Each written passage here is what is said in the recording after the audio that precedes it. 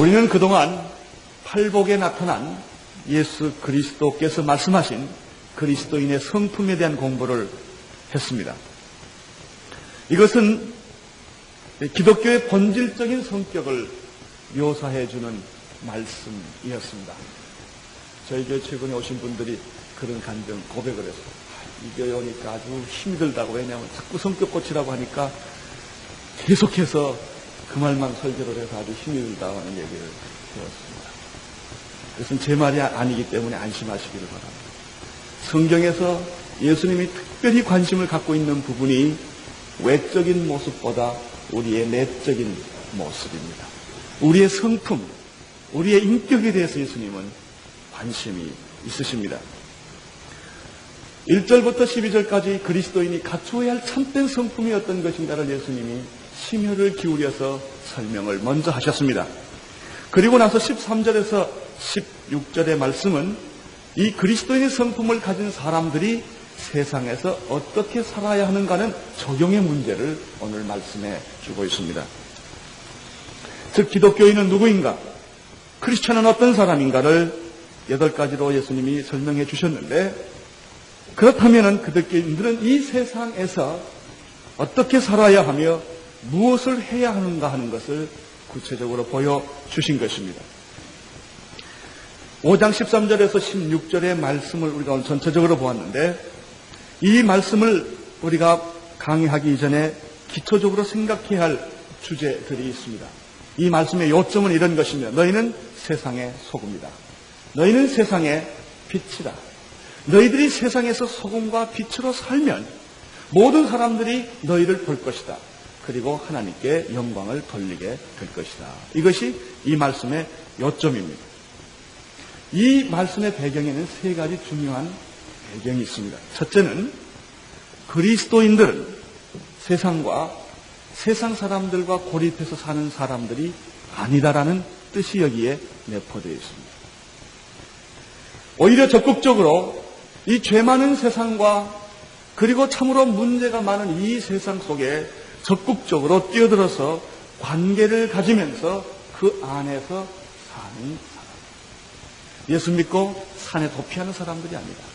그리스도인들은 현실 도피하는 사람들이 결코 아니다라고 하는 뜻입니다.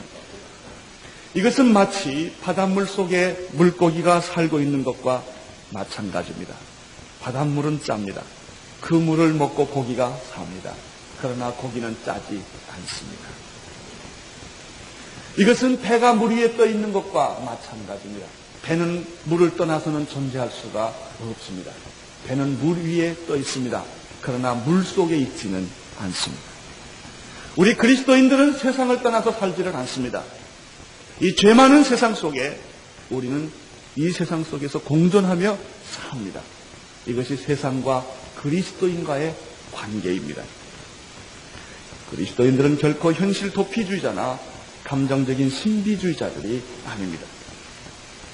오히려 도피적인 신앙이 아니라 참여적인 신앙을 가진 사람들입니다.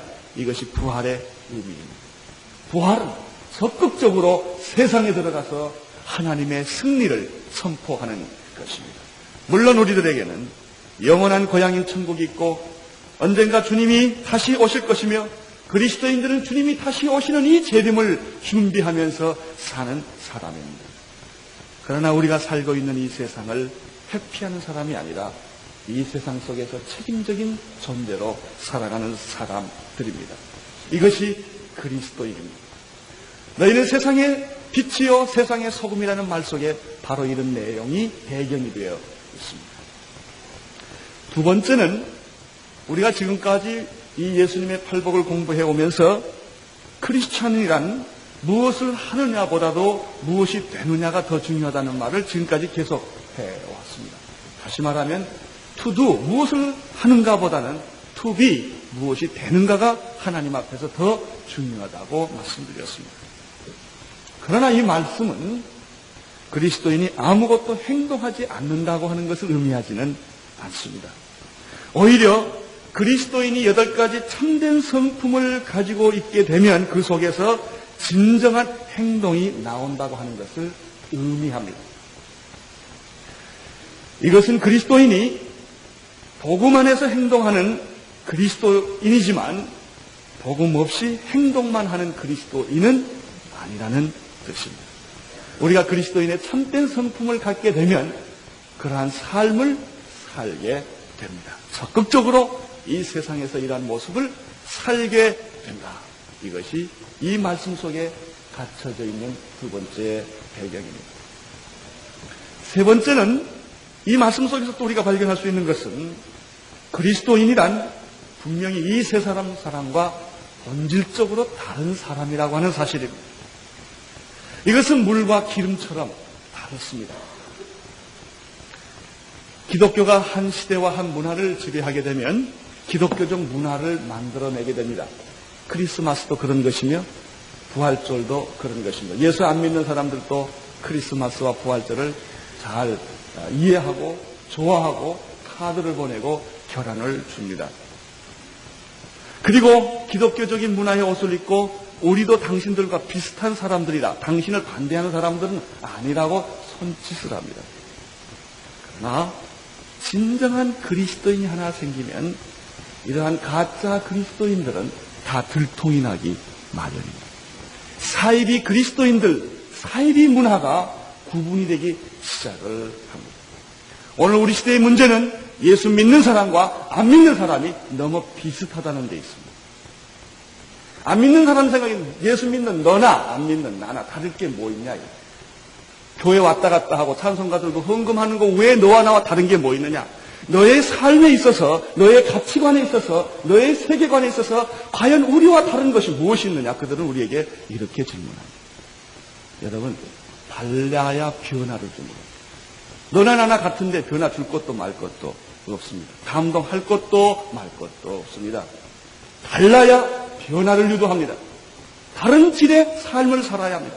오늘 이 말씀의 배경 속에는 그리스도인들은 세상 사람과 다르다고 하는 것입니다. 소속이 다르고 가치관이 다르고 삶의 목적이 다르고 삶의 방법이 다른 사람들이다. 이것이 바로 그리스도인들이다.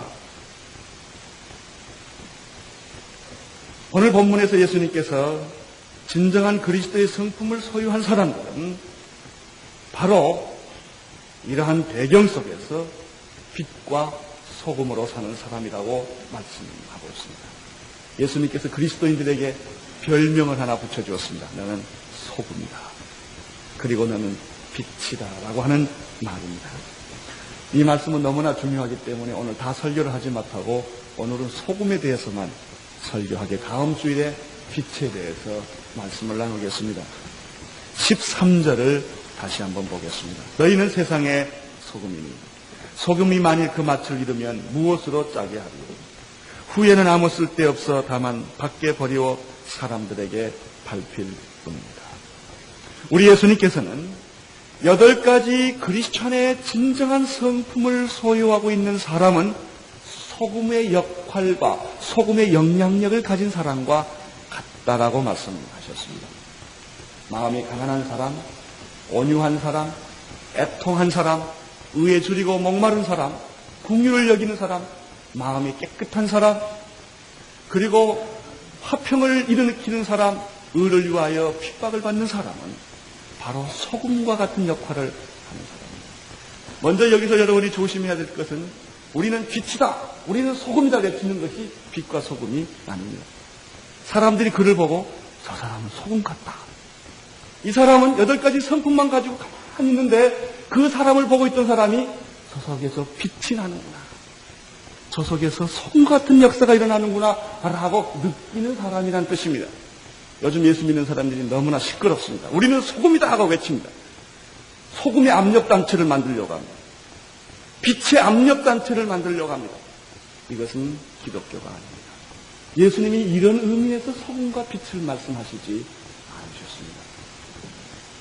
그러면 너희는 이 세상에서 소금과 같은 역할을 하는 존재라고 말씀하셨는데 그 뜻은 어떤 뜻입니까? 좀 더 깊이 이 말을 묵상해 보겠습니다. 너희가 세상에 소금이라고 하셨을 때 예수님께서는 이런 뜻을 여기 안에 내포하고 있습니다. 우리 그리스도인들은 세상을 외면하는 사람들이 아니라 세상에 적극적으로 참여해서 세상으로 하여금 썩지 못하게 하고, 세상으로 하여금 부패하지 못하게 하고, 세상으로 하여금 방향 감각을 잃었을 때 방향을 줄 수 있는 그런 구체적인 역할을 하는 사람입니다. 이런 뜻이 바로 소금이라는 뜻입니다. 구원받은 하나님의 백성들이 썩어져가는 이 세상에서 해야 하는 역할입니다. 오늘날 교회는 교회의 본질을 망각하고 복음 없는 사회 참여만 주장하고 있는 사람들에 의해 멍들어 가고 있습니다. 사회 참여만 생각하면 이 말의 해석은 달라집니다. 사회 참여는 사회 참여인데 복음 안에서 사회 참여입니다. 그러나 어떤 믿음 없는 사람들은 복음이라는 것은 빼놓고 사회 참여만 열심히 주장하기 때문에 교회는 멍들어가고 있는 것입니다.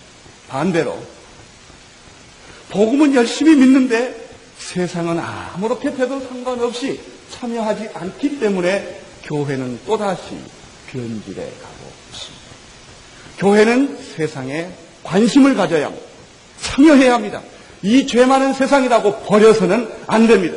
부정과 부패와 잘못이 있을 때 대담하게 개입을 해야 합니다. 참여를 해야 합니다. 그러나 복음 안에서 이것을 해야 합니다. 두 번째, 너희는 세상의 소금이다라고 말씀하셨을 때 예수님께서는 이 세상의 본질이 무엇인지를 이 말씀에서 보여주고 있습니다. 다시 말하면 너희는 세상의 소금이라고 말할 때 이 세상이라고 하는 것은 소금이 없으면 썩어지고 부패할 수밖에 없다는 사실을 암시하고 있는 것입니다. 세상은 가만두면 괜찮은 것이 아닙니다. 세상은 마치 병균으로 인하여 썩고 오염되기 쉬운 고기와 같은 것입니다. 그냥 놔두면 썩기 마련입니다. 이 세상이라고 하는 것은, 이 세상의 속성이라고 하는 것은 죄로 인하여 타락하고 악하고 부정할 수밖에 없는 구조가 바로 이 세상입니다. 그러므로 우리가 조심해야 할 일 중에 하나는 결코 인간이나 세상을 낙관론적으로 보아서는 안 된다는 사실입니다. 역사적으로 낙관론적으로 역사를 보았던 때가 있었습니다. 인간에게 교육을 시키고 선행을 하면 인간은 변할 것이다. 제도를 바꾸고 환경을 바꾸면 세상은 밝아질 것이다. 그래서 하나님이 필요 없다.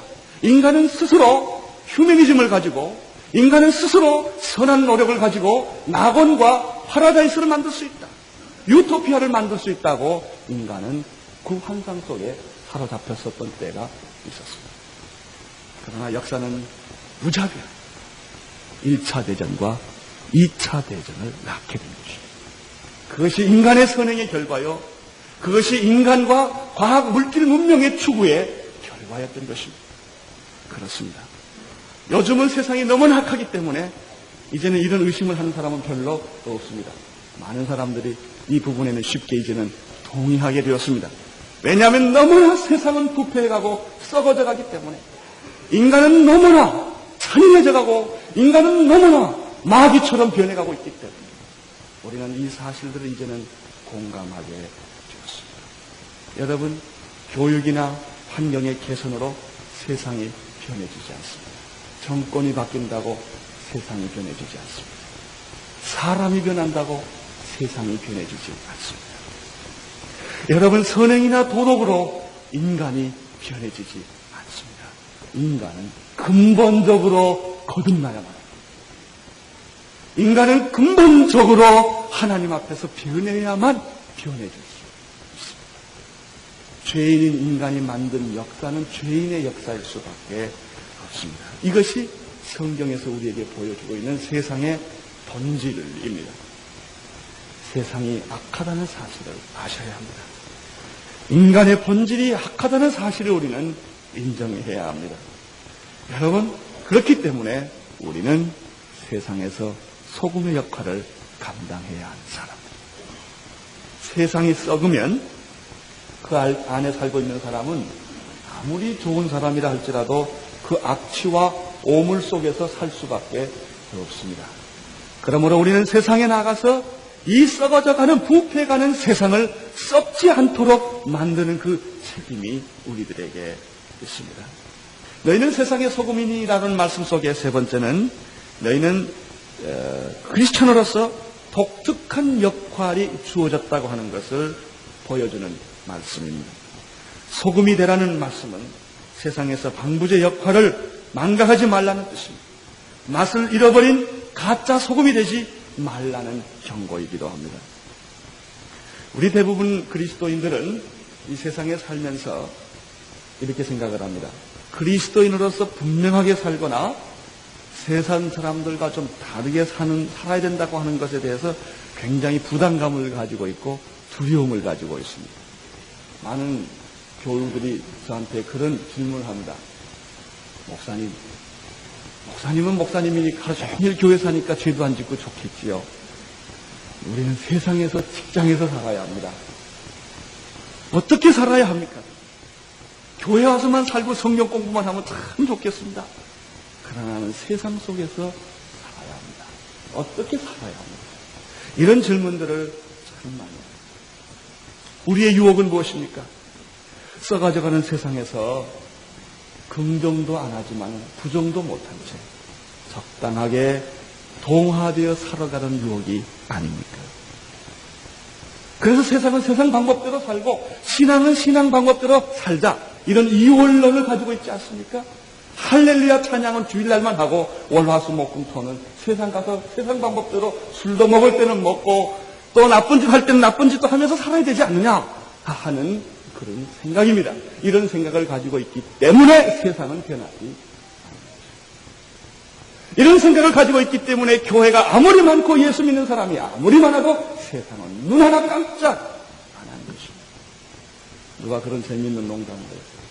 월요일 날에는 아담처럼 하나님을 배신하고, 화요일 날에는 카인처럼 형제를 죽이고 살인하고, 수요일 날에는 다윗처럼 간음하고, 목요일 날은 아간처럼 도둑질하고, 금요일 날은 뭐하고, 토요일 날은 뭐하고, 주일 날은 하나님 미안합니다.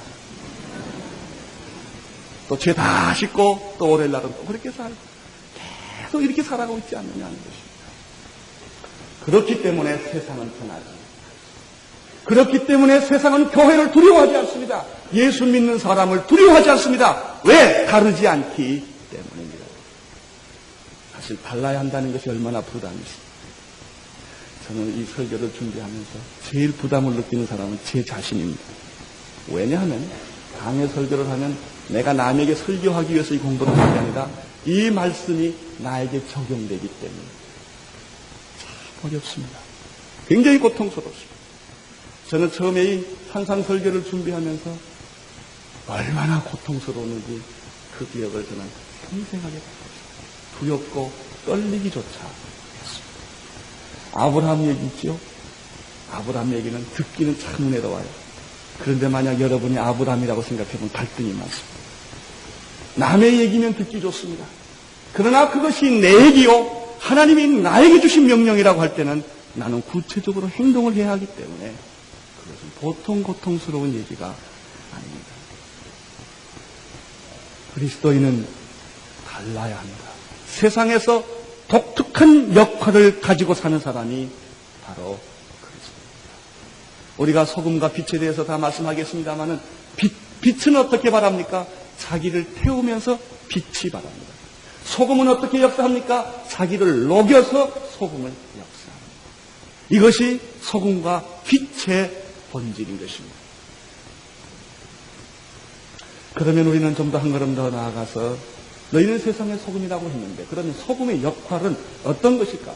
우리 그리스도인이 세상에 가서 해야 할 역할은 어떤 것일까? 첫째는 방부제의 역할입니다. 소금의 가장 큰 역할은 썩는 것을 막아주는 역할입니다. 이것은 오염시키며 썩게 하는 나쁜 균들을 죽게 하는 것입니다. 번식하지 못하도록 만드는 것입니다. 사탄의 역사를 막는 것이 그리스도인이요, 이 세상에 만연하고 있는 죄의 번식을 막는 것이 그리스도인의 역할입니다. 그리스도인은 죄를 지적하고 제거할 줄 아는 사람입니다. 죄에 대해서 침묵하는 사람이 아닙니다.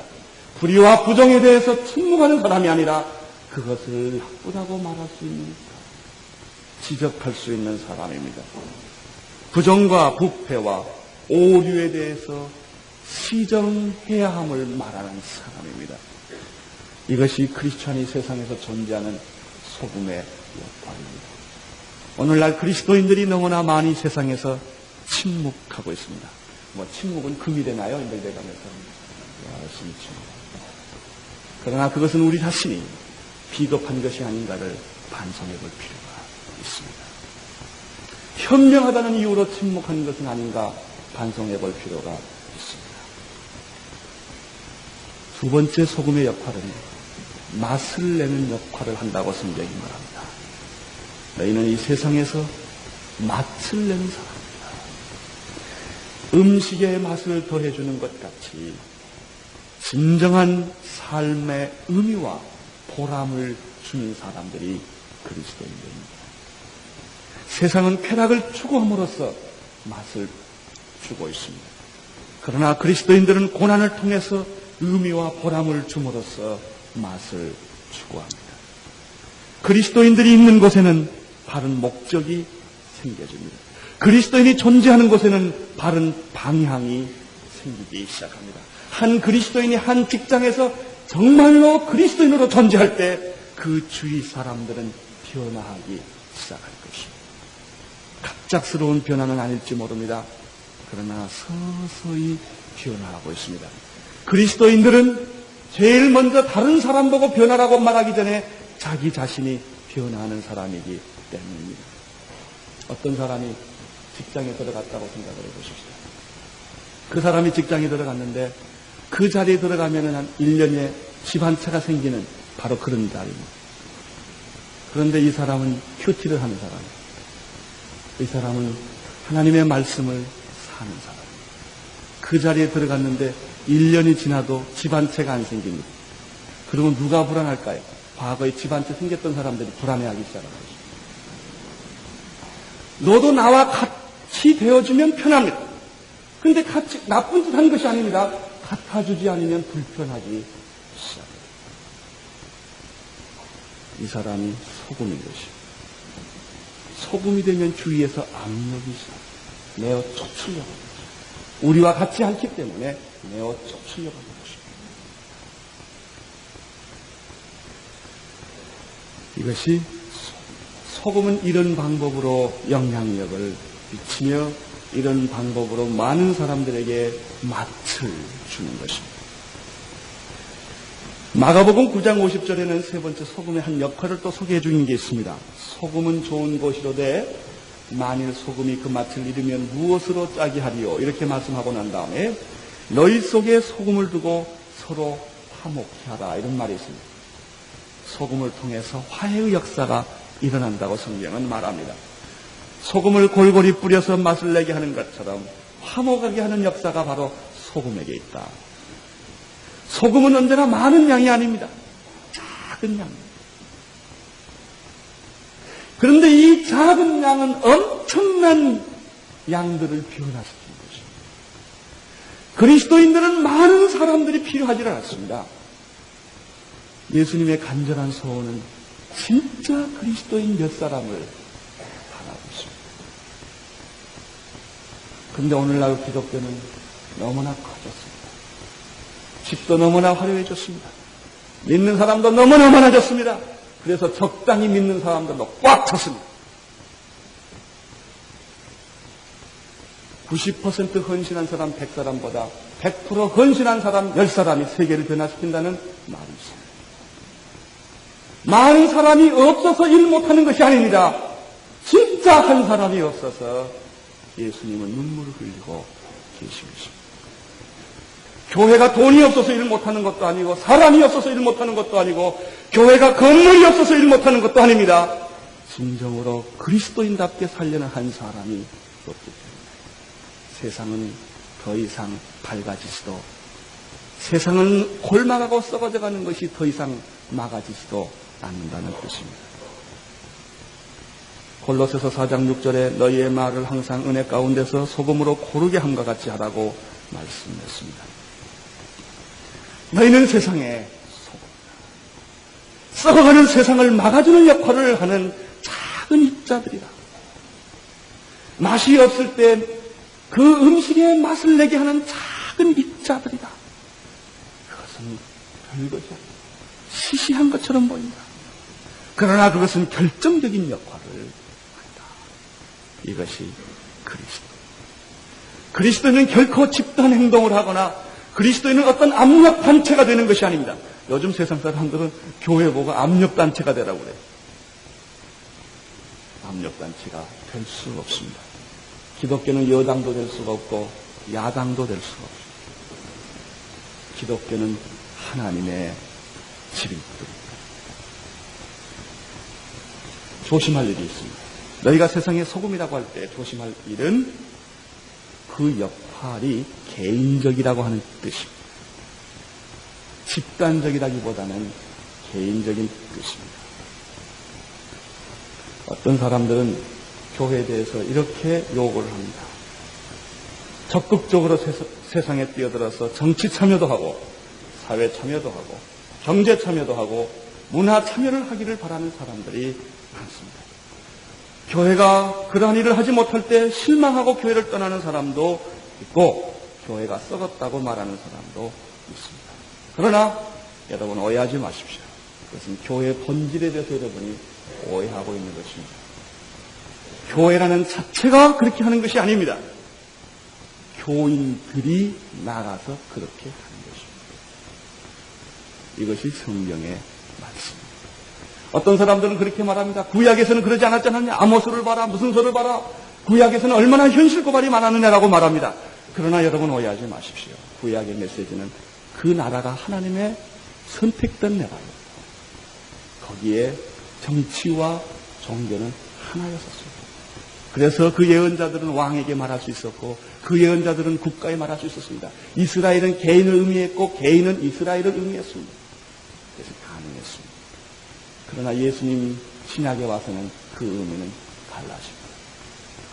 예수님이 로마 정부에 대해서 항거한 일이 없습니다.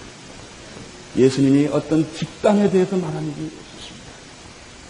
그러나 예수님은 사회 참여를 안 하셨는가? 예수님은 그러면 세상의 악에 대해서 침묵했는가? 그렇지 않습니다. 한 개인이 그리스도인들이 세상에 나가서 빛과 소금의 역할을 하라고 하는 것입니다. 대부분의 사람들이 자기가 개인적으로 소금과 빛의 역할을 못할 때 집단으로 같이 해주기를 바랍니다. 그래가지고 자기는 거기에 살짝 들어가려고 해요. 그 자기 못하는 것을 그렇게 변명을 합니다.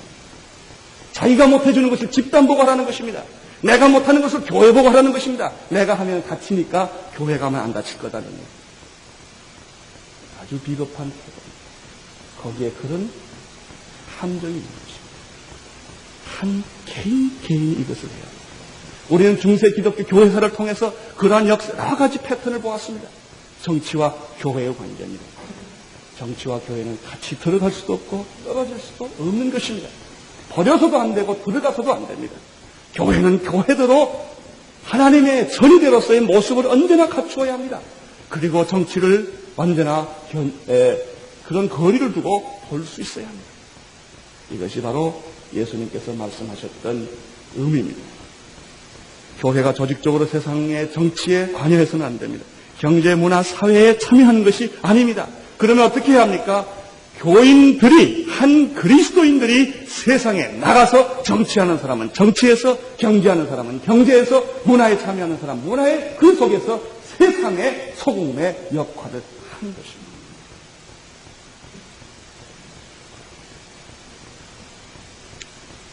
소금은 작습니다. 그러나 큰 덩어리에 막대하고 결정적인 영향을 줍니다. 소금이 그 큰 덩어리의 영향력을 미치는 방법은 침투하는 방법이지 압력을 주고 비판하는 방법이 아닙니다.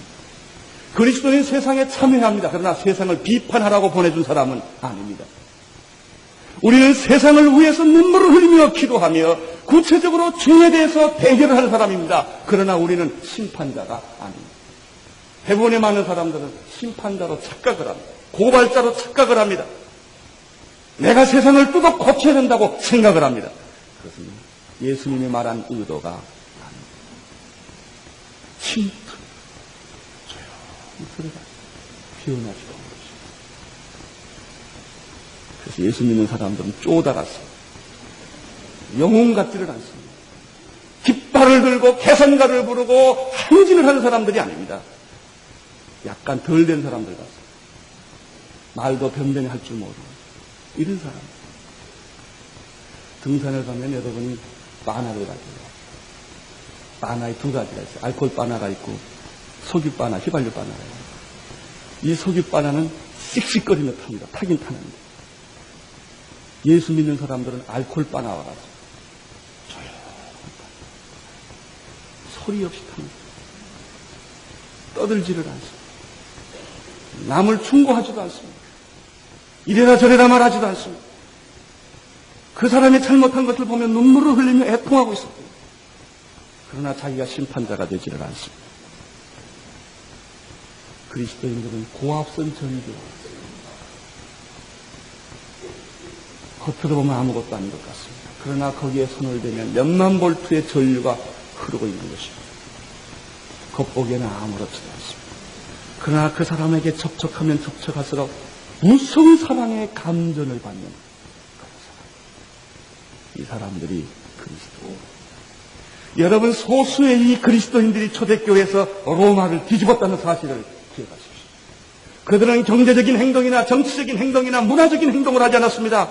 그들은 그리스도인의 성품대로 살았을 뿐입니다. 주님의 말씀대로 살았을 뿐입니다. 그런데 세상은 변했습니다. 조용한 혁명을 일으키는 사람들이 그리스도입니다. 오늘 성경에서 우리들에게 마지막 경고를 하나 해주고 있습니다. 너희는 소금이다. 세상에서 소금과 같은 사람이다. 그런데 소금이 만일 그 맛을 잃으면 무엇으로 짜리하리. 후에는 아무 쓸데없어 다만 밖에 버리고 사람에게 밟힐.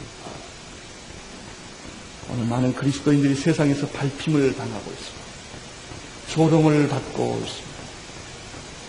오늘 많은 그리스도인들이 세상에서 참으로 천대를 받고 있습니다. 그것은 우리가 소금의 역할을 감당하지 못했기 때문이죠. 주님은 우리들에게 너는 세상에 소금의 역할을 해야 한다고 말씀합니다. 다른 판단을 하십시오. 여러분의 직장에서, 여러분의 일터에서 타협하지 마십시오. 하나님의 사랑으로 사십시오. 그때 세상은 변화되게 되고 말 것입니다. 기도하겠습니다. 하나님 아버지, 주님은 우리들로 하여금 세상의 소금의 역할을 하도록 부르신 것을 보았습니다. 주님, 그리스도인의 8가지 성품을 가지고 살게 도와주시고 세상에서 소금의 역할을 하며 살도록 축복하여 주시옵소서. 예수님 이름으로 기도드리옵나이다.